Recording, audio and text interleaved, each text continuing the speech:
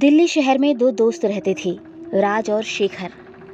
राज शांत स्वभाव का था और शेखर घमंडी और अकड़ू। दोनों दोस्त हीरो बनने की चाहत रखते थे। अपनी इसी चाहत को पूरा करने के लिए दोनों मुंबई शहर पहुंच गए। दोनों दोस्तों ने एक कंपनी में काम करना शुरू कर दिया। उस कंपनी के डायरेक्टर को एक भूतिया स्टोरी चाहिए थी। उन दोनों को उसने स्टोरी लिखने को कहा। दोनों ही दोस्त बड़ी ही लगन से काम में लग गए और जल्द ही स्टोरी अपने डायरेक्टर के हाथों में रख दी। डायरेक्टर को राज की कहानी बहुत पसंद आती है और वो राज से कहता है, राज तुम्हारी कहानी काफ़ी अच्छी है, मुझे बिल्कुल ऐसी ही कहानी चाहिए थी अपने नए प्रोजेक्ट के लिए। फिर डायरेक्टर राज को शाबाशी देता है। तो शेखर डायरेक्टर से पूछता है कि सर आपको मेरी कहानी नहीं पसंद आई क्या?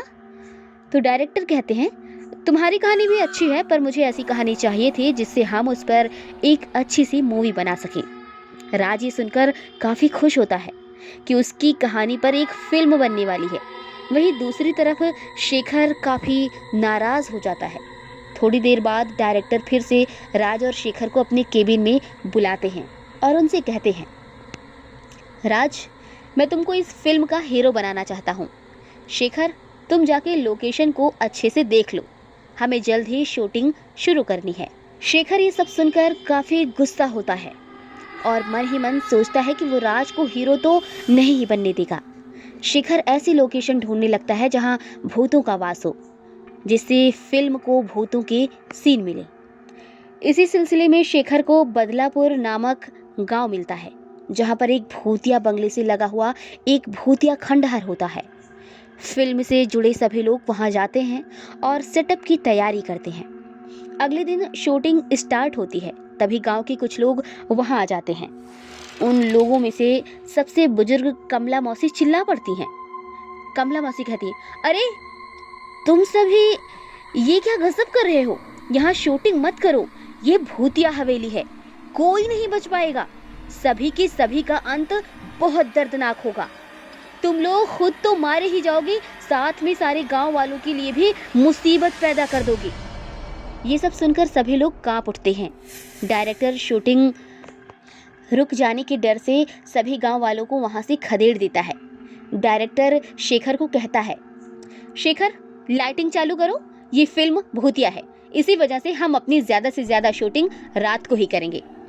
घना अंधेरा, ठंडी ठंडी हवाएं और सन्नाटा, इन सब की वजह से फिल्म में इफेक्ट्स भी बहुत अच्छे आएंगे। फिर डायरेक्टर राज को स्क्रिप्ट समझाता है। डायरेक्टर उसे उस बंगले में जाकर भूत को चुनौती देने का सीन समझाता है। राज फिर बंगले के अंदर पहुंच जाता है। सीढ़ियों से चढ़ते वक्त उसे अपने पीछे से कदमों की आहट और कुछ अजीब आवाज़ें सुनाई देती हैं। इससे पहले वो पीछे मुड़ के देख पाता, उसे कोई सीढ़ियों से नीचे धकेल देता है और वो जाके नीचे गिर जाता है। फिर वो अचानक से किसी अनजान कमरे में खुद को पाता है।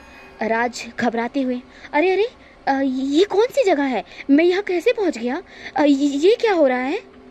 राज असमंजस में आगे बढ़ने लगता है कि तभी उसके कानों में किसी चुड़ैल की आवाज़ आती है, तुम यहाँ क्यों आए हो? तुम्हें किसने बुलाया है? राज घबराकर पीछे देखता है और फिर उसके रोंगटे खड़े हो जाते हैं, क्योंकि वहाँ तो कोई था ही नहीं। भानु घबरा जाता है और फिर दबे कदमों से आगे बढ़ता है कि तभी सामने का दरवाज़ा खुल जाता है और किसी के चिल्लाने की आवाज़ भी आती है। राज फिर सोचता है कि ये सब उसके साथ आखिर हो क्या रहा है। ये तो इस फिल्म का हिस्सा नहीं था, ना ही स्क्रिप्ट में था और ना ही डायरेक्टर ने उसे ऐसा कुछ बताया था। भानु जैसे तैसे आगे बढ़ता है, तभी दरवाजे के अंदर से आवाज़ आती है, आओ राज, मैं तुम्हारा ही इंतज़ार कर रही थी, आ जाओ। राज डर के मारे पसीने पसीने हो जाता है। तभी कमरे के अंदर से एक हाथ बाहर आकर उसे अंदर की ओर खींच लेता है। बंगले के अंदर से बहुत तेज चिल्लाने की आवाज़ आती है, आ! शूटिंग के कर्मचारी घबरा जाते हैं और पूछते हैं कि आखिर ये आवाज़ आई तो आई कहाँ से। तभी डायरेक्टर भी राज को आवाज़ लगाता है। डायरेक्टर कहता है, राज कहाँ हो तुम? हमने तो तुम्हें अंदर सीन की शूटिंग के लिए भेजा था, कहाँ रह गए राज? राज की कोई आवाज़ न आने पर सभी राज को ढूंढने अंदर जाते हैं, पर उसका कुछ पता नहीं चलता है। अगले दिन सुबह फिर से सब राज को ढूंढने आते हैं, पर उसका पता ना चलने पर परेशान हो जाते हैं। तभी वहाँ कमला मौसी आती हैं और कहती हैं, मैंने मना किया था ना कि यहाँ शूटिंग मत करो, तुम सब मारे जाओगे, लेकिन किसी ने मेरी बात नहीं सुनी। देखा परिणाम।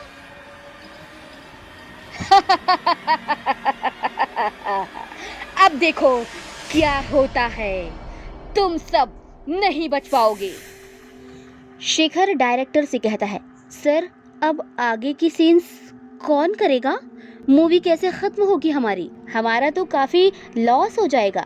डायरेक्टर, तुम्हारी बात तो सही है शेखर, प्रोड्यूसर काफी पैसे लगा चुका है, अब तो हम मूवी की शूटिंग रोक भी नहीं सकते। ऐसा करते हैं कि आगे की शूटिंग के लिए मैं तुम्हें हीरो बनाता हूँ, तुम फिल्म के हीरो हो, आगे की फिल्म की जिम्मेदारी अब तुम्हारी। शेखर तो यही चाहता था। वो ये सब सुनकर काफी खुश होता है। वो ये सोचकर काफी खुश होता है कि आखिर वो समय आ ही गया जब वो हीरो बनेगा और पूरे देश में लोग उसे जाना करेंगे। शूटिंग शुरू हो जाती है और खंडहर का सीन शूट होता है। शेखर अपना सीन शुरू करता है। शेखर कहता है, कौन है वो भूत? सामने आई, आज मैं तुझे खत्म ही कर दूंगा। तूने बहुत लोगों को परेशान किया है ना, अब तू मुझसे नहीं बच पाएगा। मैंने कहा सामने आ, खंडहर से बाहर निकल। शेखर ये सब बोल ही रहा होता है कि तभी खंडहर से अचानक सरसराहट की आवाज आती है और अंदर से एक खौफनाक भूत सामने आता है। भूत कहता है, अच्छा तो यहाँ फिल्म की शूटिंग चल रही है, मैं भी शूटिंग करूंगा, मैं भी हीरो हुआ करता था, मैं भी अपना हिस्सा दूंगा। अरे ये तो वही डायरेक्टर है जिसे मैंने अपनी स्टोरी लिख कर दी थी और जिस मूवी में मैं हीरो बनने वाला था। और देखो तो जरा कौन मेरी जगह लेकर बैठा हुआ है। अरे ये तो शेखर है, ये हीरो कैसे बन गया? हीरो तो मैं बनने वाला था। अच्छा तो इन्होंने मेरे साथ धोखा किया। राज का भूत गुस्से में आकर शेखर के शरीर में प्रवेश कर लेता है। शेखर का पूरा शरीर अकड़ जाता है और दर्द करने लगता है। उसे कुछ नहीं समझ आता कि उसके साथ आखिर हो क्या रहा है। वो डायलॉग्स जोर जोर से बोलने लगता है और हंसने लगता है। डायरेक्टर गुस्से में आकर उस पर चिल्लाने लगता है। डायरेक्टर कहता है, शेखर ये सब तुम क्या बोल रहे हो? ये तुम्हारे डायलॉग्स नहीं है, तुमको जो बोला है वही बोलो, समझ में नहीं आता क्या? शेखर कहता है, बकवास बंद करो, मेरा जो मन करेगा मैं वही बोलूंगा, तुम क्या कर लोगे मेरा? डायरेक्टर को गुस्सा आ जाता है और वो शूटिंग वहीं रोक देता है। अगले दिन जब शेखर वापस लौटकर सेट पर आता है तो डायरेक्टर उसे खूब सुनाता है। शेखर को कुछ समझ नहीं आता है कि आखिर उसके साथ हो क्या रहा है और वो वापस एक्टिंग शुरू कर देता है। तभी वहाँ राज का भूत आकर सेट पे तोड़-फोड़ मचा देता है। तहस नहस देखकर सभी लोग काफी घबरा जाते हैं। तभी वो भूत तेज तेज से हंसने लगता है, लेकिन कोई उसे देख नहीं पाता। फिर वो चारों तरफ आग लगा देता है और शूटिंग का सारा सामान जला देता है।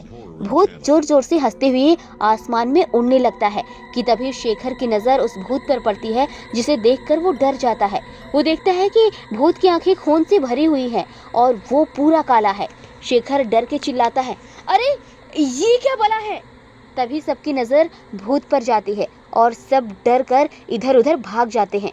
तभी डायरेक्टर भूत को देखता है और कहता है, तुम हमें क्यों परेशान कर रहे हो? आखिर हमने तुम्हारा क्या बिगाड़ा है? भूत तभी कहता है, ओहो भोले डायरेक्टर, तूने मुझे नहीं पहचाना? मैं राज, याद आया?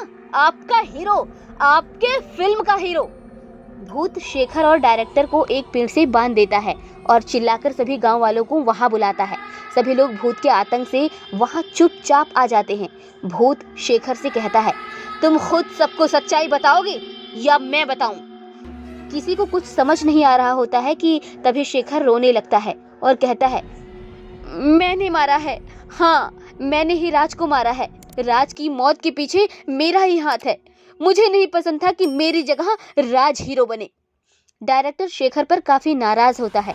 सच्चाई जानने के बाद भूत डायरेक्टर को छोड़ देता है और डायरेक्टर पुलिस को बुला के शेखर को उनके हवाले कर देता है। फिर वो भूत से माफी मांगते हुए कहता है, राज क्या तुम भूतिया हीरो की एक्टिंग करोगे? राज का भूत मान जाता है और उसकी कहानी दुनिया भर में मशहूर हो जाती है। दोस्तों, आपको हमारी ये कहानी कैसी लगी, आप हमें कमेंट बॉक्स में ज़रूर बताइएगा। इसी तरह और भी कहानियाँ सुनने के लिए, देखने के लिए हमारे चैनल को सब्सक्राइब करें, लाइक करें, शेयर करें और बगल बनी बेल आइकॉन की बटन को ज़रूर प्रेस करें ताकि हमारी आने वाली हर नई वीडियो की नोटिफिकेशन आप तक पहुंचती रहे। Thank you.